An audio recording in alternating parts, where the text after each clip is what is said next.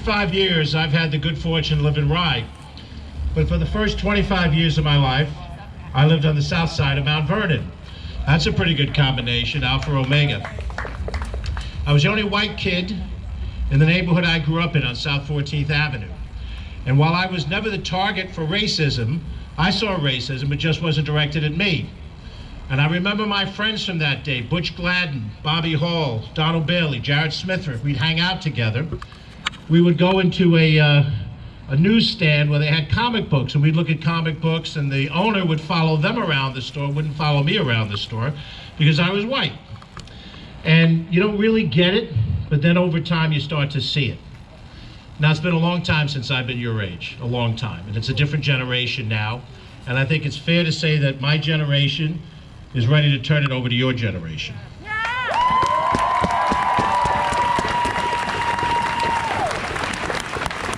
However, if you're ready for us to turn it over to you, I'm going to ask you two questions. How many of you have filled out the census? Raise your hand. If you haven't filled out the census, you got to do your job.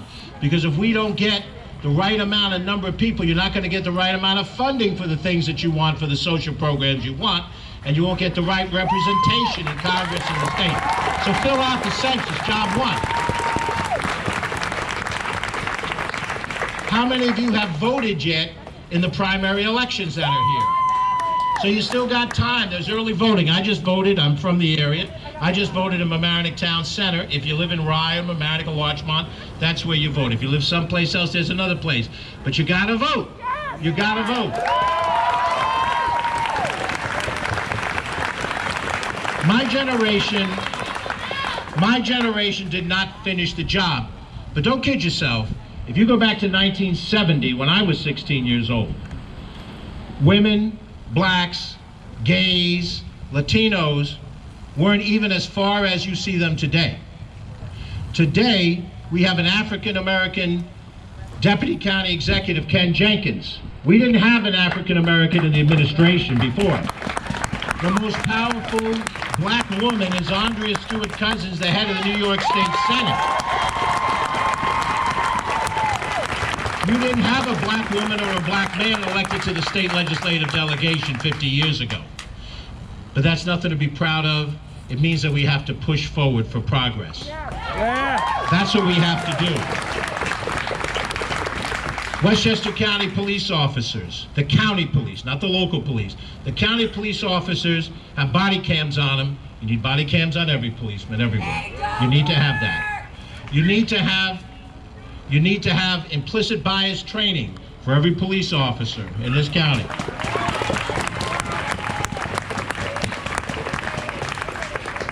The most important thing is you have to accomplish stuff. Rallies create the energy to accomplish things, but the rallies themselves are not the accomplishment. Amanda and Christiane and all the rest of the people that put this together, give yourself a round of applause. That's great.